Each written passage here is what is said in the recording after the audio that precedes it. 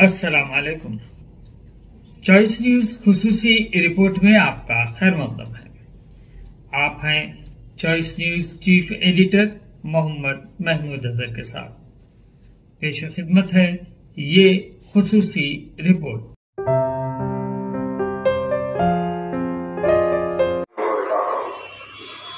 आज पूरी मंजिल इत्तेहादुल मुस्लिमीन के हल्के चारमीनार के उम्मीदवार आली जनाब मीर जुल्फिकार अली साहब का इंतखाबी जलसा है। मंजिल इत्तेहादुल मुस्लिमीन के उम्मीदवार जुल्फिकार अली साहब शहर हैदराबाद के साबिक़ मेयर भी रह चुके हैं। आज बहुत सारे उम्मीदवार मैदान में हैं। मंजिल इत्तेहादुल मुस्लिमीन आपके महल्ले में अगर आके वोट तलब करती है, मंजिल इत्तेहादुल मुस्लिमीन की पहचान उसके काम से है। आज मंजिल इत्तेहादुल मुस्लिमीन के सदर बैरिस्टर असदुद्दीन अवैसी साहब पर तनकीद का निशाना बनाया जा रहा है। तमाम जमातें मजलिस पर तनकीद करती है, मजलिस के सदर पर तनकीद करती है। आज खास तौर से हमारे एरिया में जिसकी कोई खिदमात नहीं है, मंजिल इत्तेहादुल मुस्लिमीन के सदर इब्तिदाई और मोहतरम कॉर्पोरेटर रुकन असम्बली या सदर मजलिस बैरिस्टर असदुद्दीन अवैसी साहब हमेशा आपके मसाइल को हल करने की तमाम कोशिश करते हैं।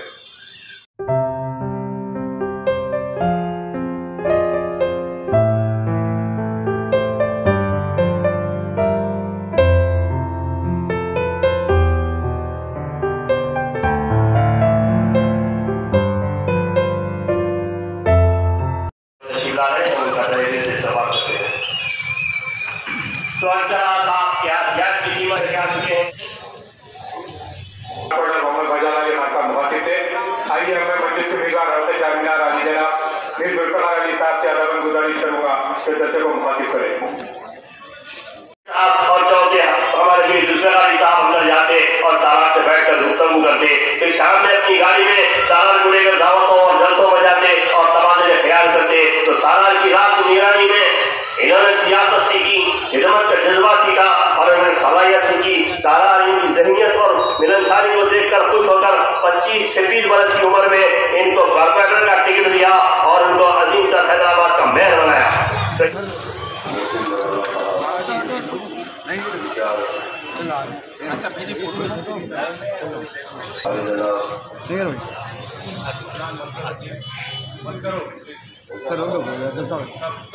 मजलिस इत्तेहादुल मुस्लिमीन शराकीन पर इल्जामात लगाएंगे, मजलिस इत्तेहादुल मुस्लिमीन की सदर पर इल्जामात लगाएंगे, मजलिस इत्तेहादुल मुस्लिमीन के सदर मोतमिनीन पर इल्जामात लगाएंगे और ये समझते हैं लोग इस तरह की बातें करते हमारी आवाम मजलिस इत्तेहादुल मुस्लिमीन से दूर हो जाएगी।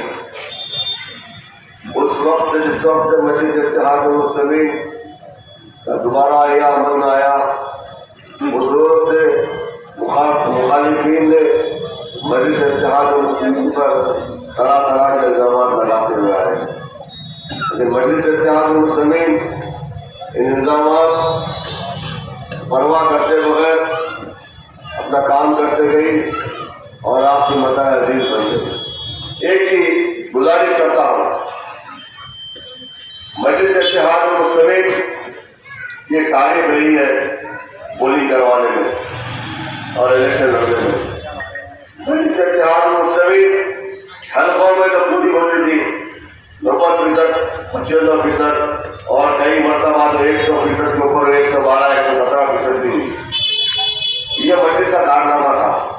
अगर 60% की बोली होती तो सालार के सामने हम लोग नहीं जाते थे, जिसकी भी बूथ पर होती थी। शर्म से सामने नहीं जाते कतरा के निकल जाते थे। ये 60 दिन तक गोली कम मारी जाती थी। आज हमारे हल्कों में गोली परफेक्ट जीत चुका।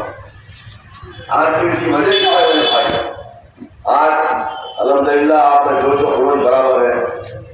आप जलसों में आप हजारों की तादाद में आते हैं, जुलूसों में आप हजारों की तादाद में आते हैं। मेरे नौजवान रैली में नजर आते हैं, पैदल दौरों में आते हैं, लेकिन पोलिंग के दिन हम नजर नहीं आते। जिस वक्त हमको काम करना है उस वक्त हम नजर नहीं आते। आप मैं तमाम जो जितने हम लोग मेहनत कर रहे हैं, बिलशुर सरसा सारे लोग जो मेहनत कर रहे हैं, अगर हम पोलिंग के दिन जिस दिन हमको जंग लड़ना है उस दिन हम खो जाएंगे, यकीनन हमारी मजबूरी है, हमारी बदबख्ती है। आप पोलिंग के दिन एक दिन आप काम करिए, एक दिन उस दिन डट कर काम करिए, अपने घरों से अपने माँ बहनों को निकालिए। मैं तमाम बुजुर्गों से नौजवानों से भी गुजारिश करता हूँ, हर शख्स अपने घर के खवातीन को लेकर पोलिंग बूथ पर जाइए, सुबह से जाइए। आप यकीनन वोट डालने जाते हैं, वोट डालने जाते हैं तो आप मस्जिद में वोट डालते हैं। आप एक दिन 10 मिनट में पोलिंग बूथ को जाके आ जाएंगे।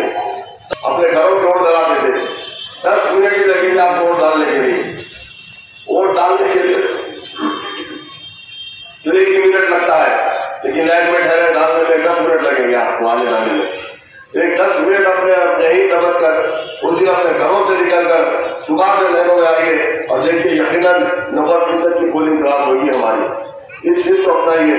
और मैं दूसरों मोतवरीन से भी अदबन गुजारिश करता हूँ, हमारे कारकुनों से भी अदबन गुजारिश करता हूँ कि आप आइए, अपने इतिहास का सबूत दीजिए। आपके अपने उम्मीदवार जहाँ जहाँ है वहाँ से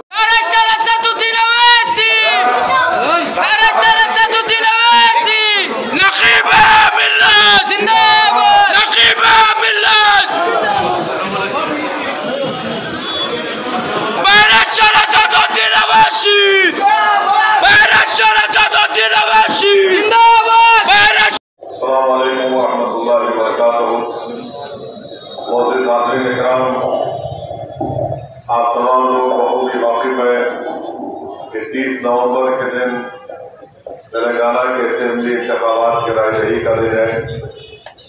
मेरी आप तमाम से गुजारिश है कि उस दिन आप अपने एक वोट का इस्तेमाल करिए और मजलिस इत्तेहादुल मुस्लिमीन के उम्मीदवार जनाब मीर जुल्फिकार अली साहब के हक में अपना वोट देकर मजलिस इत्तेहादुल मुस्लिमीन को कामयाब करिए। आप जानते हैं कि मजलिस इत्तेहादुल मुस्लिमीन ने जनाब मीर जुल्फिकार अली साहब को जब उम्मीदवार बनाया, जुल्फिकार साहब साबिक़ा में हैदराबाद के मजलिस बल्दिया हैदराबाद के मेयर भी थे, 2 मरतबा रुकने बल्दिया भी रह चुके हैं। तो मजलिस ने अपने एक सीनियर मेंबर को हल्के असेंबली चार मीनार की आवाम की खिदमत के लिए उम्मीदवार बनाया है और मुझे यकीन है कि पूरे हल्के असेंबली चार मीनार के राय इंतकाल मजलिस इत्तेहादुल मुस्लिमीन के उम्मीदवार के हक में अपने वोट का इस्तेमाल करेंगे। मैं आपको ये बताना जरूरी समझता हूँ कि खुदा साहब की नुमाइंदगी पर हल्के असेंबली चार मीनार में 7 बस्ती दवाखाने कायम किए गए हैं। तो ये आप जानते हैं कि बस्ती दवाखानों के कायम करने से गरीबों के लिए बहुत बड़ा राहत का मामला बन जाता है, क्योंकि वहाँ पर फ्री में उनका इलाज होता है, OPD होता है, फ्री में उनको दवाएं मिल जाती है, टेस्ट हो जाता है। तो ऐसे बहुत से तरक्याती काम इंशाअल्लाह ताला मजलिस इत्तेहादुल मुस्लिमीन की तरफ से हल्के असेंबली चार मीनार में अंजाम दिए गए। आपके सामने है फतेह दरवाजा की रोड वाइडनिंग, अभी थोड़ा काम बाकी है, इंशाअल्लाह मुकम्मल हो जाएगा। फिर वहीं से वजीर मस्जिद से लेकर कबूतर खाने तक भी एक रोड वाइडनिंग का काम थोड़ा एक हिस्सा बचा हुआ है। इंशाअल्लाह ताला वो भी जल्द से जल्द रोड वाइडनिंग का काम मुकम्मल हो जाएगा। तो और साथ ही साथ आप देखते हैं कि चौक की मार्केट का एक नए तरीके से उस पर सरगर्म बनाया जा रहा है। खिलवत कम्युनिटी हॉल का माशाअल्लाह वो काम आधा से ज़्यादा काम मुकम्मल हो चुका है।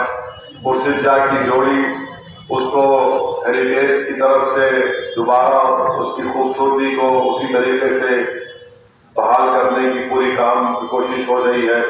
सरदार महल को असर नौ उसको रिनोवेट किया जा रहा है। मीरालम जो मार्केट है वो काम अभी ज़ेर दौरान है। हमारे जितने तारीफ की कमाने हैं उसको रिस्टोर किया गया। तो मजलिस की तरफ से ये काम पूरे हो रहे हैं और फिर लाल बाजार में एक ही किस्म का फसाद होगा, 50 करोड़ का काम वो ज़ेर दौरान है। तो मजलिस की पूरी कोशिश यही है कि जितना हो सके डेवलपमेंट के काम को करवाया जाए, मगर ये जो काम मजलिस करवा रही है मुखालिफ ये मजलिस पे कुछ नजर नहीं आता। मुखालिफ मजलिस से मजलिस के ऊपर वही पुराने इल्जाम जो पिछले 20-22 साल से लोग पुकार रहे हैं।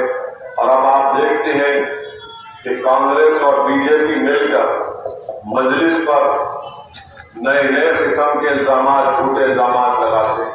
हद तो ये हो गई कि आज भारतीय जनता पार्टी के जो तेलंगाना के सदर हैं, मरकजी वजीर हैं, बयान देते हैं कि अगर बीजेपी को मौका मिलेगा तो हम पुराने शहर में बुलडोजर चला देंगे घरों के ऊपर, अब पुराने शहर के बिल्डिंगों को तोड़ देंगे। यानी आखिरी नफरत कहां से आती बीजेपी को? इनका एक साबिका सदर था जो दौरान बल्दिया इलेक्शन कहा था कि मैं पुराने शहर में सर्जिकल स्ट्राइक करूंगा, वो चले गए।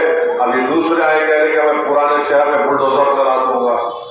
ये इनके नापाक अज़ाइम है जो बीजेपी का तेलंगाना का सदर अपनी जबान से कह रहा है। यह और बात है कि बोलना और करने में जमीन आसमान का फर्क है।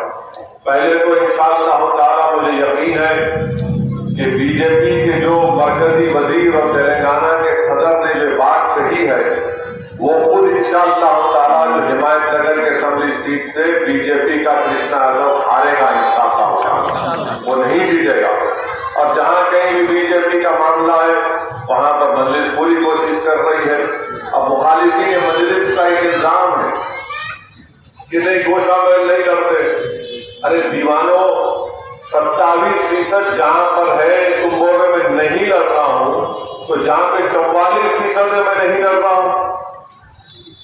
निजामाबाद की अर्बन की सीट 44%, मजलिस वहां पर नहीं लड़ रही। क्यों नहीं लड़ रही? हम नहीं चाहते कि आरएसएस के झंडे में वो कामयाब हो जाए, आरएसएस वाले। अब वहां पर पूरी कोशिश कर रहे हैं। 27%। अरे 2014 और 2018 के असेंबली के इंतखाबात का रिजल्ट देख लो आप। 2018 में कांग्रेस को उम्मीदवार खड़े होकर कितने वोट लिया? 22,000 वोट लिया। और कितने वोट से वो बीजेपी का वो शख्स कामयाब हुआ? 17,000 वोट से।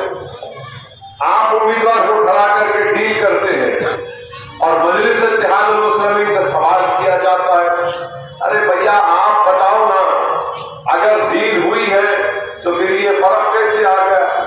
और अगर डील हुई है तो मजलिस नहीं, मजलिस क्या लड़ती वहां लड़ती। अच्छा हम कम लड़े, हम सिर्फ 9 लड़ रहे तो भी इनको तकलीफ है। अरे भाई 9 लड़ रहा हूं ना, 110 छोड़ दिया तो 9 जीतो। नहीं आप इतने लड़े थे वहां पे, यहाँ क्यों कम लड़ रहे? अरे क्या भाई तुम्हारे से पूछ के फैसले करूंगा। जमात है, हम अपनी जमात के फायदे में जो होता है वो फैसला करते हैं। और यकीनन हम नहीं चाहेंगे कि फिरका परस्त ताकतें तेलंगाना में पकड़े। 27% जहां पर है, अगर 44% को मैं नहीं लड़ रहा हूं तो आपको बड़ी तकलीफ हो रही है। बताना पड़ेगा कांग्रेस पार्टी को कि उत्तर प्रदेश की मिसाल देते हैं। अरे उत्तर प्रदेश में 402 असेंबली की सीटें हैं, कांग्रेस 402 लड़के 1 जीती। तो बताओ क्या तुमने डील कर ली थी? पूरे मुल्क में 540 लोकसभा की सीटें, राहुल गांधी सदर है, आपसे 50 सीटें जीतते, तो बताओ तुमने क्या 450 या 470 सीटों पर तुमने डील कर ली थी? तो डील करी तो कितने पैसे मिले तुमको बताओ? हर जगह तुम हारते हो। नहीं मजलिस वहां क्यों गई? आपका राजस्थान में था मैं, तो वहां भी शुरू हो गए। देखो जो हैदराबाद छोड़ के राजस्थान को आए। अरे क्या राजस्थान आपके खानदान की मिल्कियत है? भारत का हिस्सा नहीं है, नहीं वहां क्यों आए? तो आप अमेठी क्यों हारे? अमेठी छोड़ के यहाँ क्यों आ रहे? आप बाबरपुर जाके आप सारे मुल्क में फिरेंगे और मजलिस नहीं जाना। मजलिस हैदराबाद से बाहर नहीं निकलना। इनका सदर बोल रहा मैं असदुद्दीन ओवैसी को हैदराबाद से बाहर निकलने नहीं दे। तो अरे भाई साहब, तुम क्या, तुम्हारे बड़े भी आए तो मेरे को रोक नहीं सकोगे। हैदराबाद हमारा था, है और रहेगा इंशाअल्लाह ताला। हमने बहुत बड़े बड़े लोगों को देख लिया आकर हमारे गली कूचों में फिरे, कुछ नहीं हुआ। चंद्रबाबू नायडू आए थे बल्दिया कलेक्शन में, जुलूस लेकर गए थे, यहां से कुछ नहीं हुआ। बड़े बड़े चीफ मिनिस्टर नीलम संजीवा रेड्डी से लेकर किरण कुमार रेड्डी तक सब चीफ मिनिस्टर आए, अल्हम्दुलिल्लाह कुछ नहीं कर सके। अभी जो बोले मैं हैदराबाद से असदुद्दीन को निकलने नहीं दूंगा। अरे तुम रोक के तो देखो मेरे को, तुम रोक ही नहीं पाओगे। मजलिस से हसद इसलिए है क्योंकि मजलिस एक सियासी शऊर पूरे मुल्क में बेकार कर रही है। मजलिस बता रही है कि अक़लियतों का, दलितों का, मजलूमों की वोट की अहमियत को बता रही है। कल मैं राजस्थान के हवा महल असेंबली कॉन्स्टिट्यूंसी में था। आप अंदाजा नहीं कर सकते कि राजस्थान का दारुल हुकूमत जयपुर, और जयपुर का जो पुराना शहर बोलते जहां पर पूरा टूरिस्ट है, उसमें हवा महल आप पर चल नहीं सकते। बता रहा हूं मैं आपको, जो रोड का काम चल रहा फतेह दरवाजे के पास, वैसी रोड पूरे हवा महल में आधी कॉन्स्टिट्यूंसी में नालियां बह रही है, गंदा पानी बह रहा है, कचरे के अंबार। आप बोल रहे कि आपने काम किया। अब मैं जाकर वहां तकरीर किया, बताया लोगों को, तो उसके बाद से शुरू हो गए जो क्यों आए। तो ये गुरूर और तकब्बुर में डूबी हुई पार्टी कांग्रेस पार्टी। और कांग्रेस जब कभी भी इक़्तिदार में रही, हमेशा पुराने शहर हो या हैदराबाद हो या निजामाबाद हो, महबूब नगर हो, तांडूर हो, फसाद होता। तो इसीलिए मेरी आपसे अपील है कि ये आपकी मरकज़ सियासी है, ये आपके बुजुर्गों की इशार और कुर्बानी की निशानी है। मेरी आप तमाम से गुजारिश है कि 30 नवंबर के दिन आप लोग निकलकर अपने के वोट का इस्तेमाल करिए। ये मत समझिए कि 4 मीनार में कोई मुकाबला नहीं है। याद रखिए, अगर हम इसी तरह हुरूर के मजारे करेंगे तो खुदा ना खास्ता कहीं हमको नुकसान न हो जाए। हमको हमारे मध्य मुकाबले जो भी आ रहा है उसको अपना मुकाबला उससे है समझ कर हमको अपनी तदबीर करना पड़ेगा, अपनी प्लानिंग करना पड़ेगा। और बेहतरीन काम हम तमाम का ये होगा कि हम 30 नवंबर के दिन अपना एक वोट पतंग के निशान पर बटन दबाकर मजलिस इत्तेहादुल मुस्लिमीन को कामयाब और कामरान करें। बल्कि मीर जुल्फ़िकार अली साहब को भारी अक्सरियत से आप कामयाब करिए। मजलिस का एक इंतखाबी निशान पतंग है, पतंग के निशान पर बटन दबाइए। और जब आप 30 नवंबर को जाएंगे, अगर आपके पास वोटर इलेक्ट्रल ID कार्ड नहीं है तो पासपोर्ट है तो लेकर जाइए, ड्राइविंग लाइसेंस है तो लेकर जाइए, आधार कार्ड है तो लेकर जाइए, कोई बैंक का डॉक्यूमेंट है जिसमें आपकी फोटो है।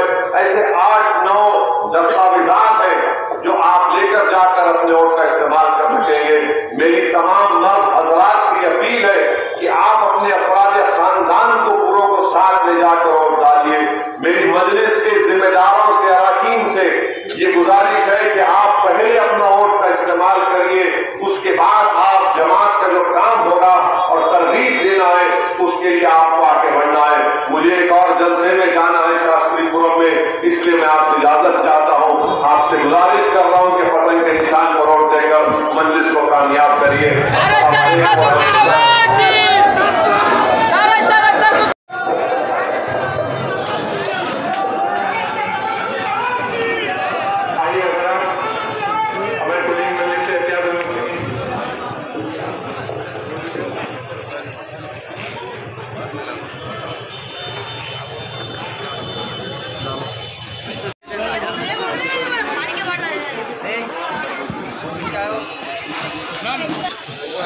तुम्हारी हो गया, आ जाओ।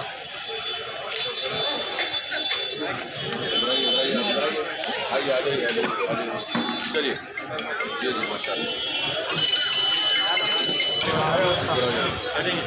थोड़ा डेवलप इस खुसूसी रिपोर्ट को हमारे नुमाइंदे मीर हैदर अली ने आप तक पहुंचाया। अब Choice News chief editor Mohammad Mahmood Azhar को इजाजत दीजिए।